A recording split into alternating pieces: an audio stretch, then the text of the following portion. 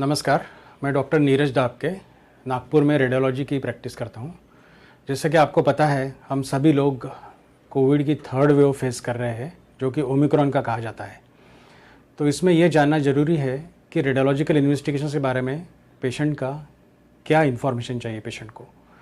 तो जैसा हमने देखा कि अप्रैल 21 में जब सेकंड वेव आया था, तब पेशेंट्स खुद ब खुद इन्वेस्टिगेशन करने चले आते थे, चाहे पैथोलॉजिकल हो या रेडियोलॉजिकल हो। क्या यह सही है? हमें यह जानना पड़ेगा कि किस पेशेंट का सीटी स्कैन करना चाहिए। तो ब्रॉडली ये कह सकते हैं कि जिसका आरटीपीसीआर टेस्ट पॉजिटिव आया है और जिसको रिस्क फैक्टर्स है, जिसके कारण इम्यूनिटी कम हो जाती है, जैसे कि डायबिटीज़ है या किडनी प्रॉब्लम्स है या कोई पेशेंट स्टीरॉयड ट्रीटमेंट पर है, उसका सीटी स्कैन या एक्सरे जनरली किया जाता है या करना चाहिए। सेकंड पॉइंट, जिसको आरटीपीसीआर टेस्ट पॉजिटिव तो आया और रिस्क फैक्टर भी नहीं है, लेकिन उसकी क्लिनिकल कंडीशन दिन ब दिन खराब होते जा रही है, तो इसका मतलब यह है कि अंदर लंग्स में, फेफड़े में कुछ ना कुछ बीमारी स्प्रेड हो चुकी है और हमें यह जानना है कि वो बीमारी कितनी स्प्रेड हुई है। वो कंडीशन में सीटी स्कैन या एक्सरे किया जाता है। तीसरा पॉइंट ये हो सकता है कि जब आरटीपीसीआर टेस्ट आपका निगेटिव आया है, लेकिन आपके डॉक्टर को पूरा डाउट है कि ये कोविड ही है, उस समय कोविड स्पेसिफिक ट्रीटमेंट अगर डॉक्टर को चालू करना है, तो डायग्नोसिस कंफर्म करने के लिए ये इन्वेस्टिगेशन, चाहे सीटी स्कैन हो चाहे एक्सरे हो, ये करना पड़ सकता है। अब करना तो है, तो कब करना चाहिए पेशेंट ने सीटी स्कैन या एक्सरे? ये तो नहीं कि जैसा आरटीपीसीआर का रिपोर्ट हाथ में आया तुरंत सीटी स्कैन करने पहुंच गए। ये बिल्कुल गलत अप्रोच है। हमें तब करना चाहिए जब आपके फेफड़े का मैक्सिमम डैमेज होने की पॉसिबिलिटी बन जाती है, जो कि 7 और 10वें दिन के बीच में होती है, जबकि आपके सिम्टम्स स्टार्ट हो गए उसके बाद 7 या 10वें दिन में।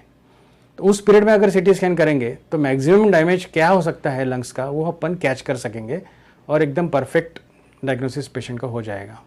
हमें ये भी जानना होगा कि ये सीटी स्कैन या एक्सरे टेस्ट करके क्या जानकारी मिलेगी आपके डॉक्टर को।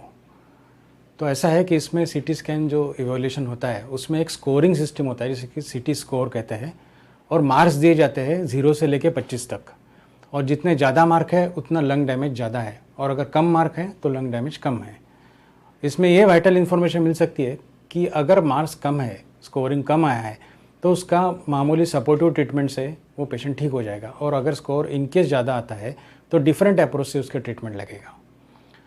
और एक बात कहना चाहता हूँ कि ये कोविड तो हो गया पेशेंट को, वो रिकवर भी हो गया, लेकिन उसके एक्सरे में ये चेंजेस दिखते रहेंगे क्या, या वो ठीक हो जाएगा? कब ठीक होगा पेशेंट? तो इसमें जानना जरूरी है कि अगर मॉडरेट डिसीज़ है पेशेंट को, तो ये देखा गया है कि अराउंड 6 मंथ्स तक, 6 महीने तक ये चेंजेस ऐसे ही दिखते रहेंगे एक्सरे पर, और 30% पेशेंट्स में तो ये चेंजेस 1 साल तक भी दिख सकते हैं।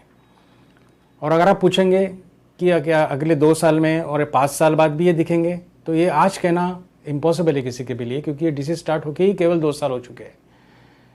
अपने पास बेस्ट अप्रोच आज के दिन यही है कि अपन उसको as far as possible avoid करें, चाहे वैक्सीनेशन से हो, चाहे बूस्टर डोज से हो, और बाद में following all the universal precautions. डरिए मत, सतर्क रहे, हम आपके साथ हैं।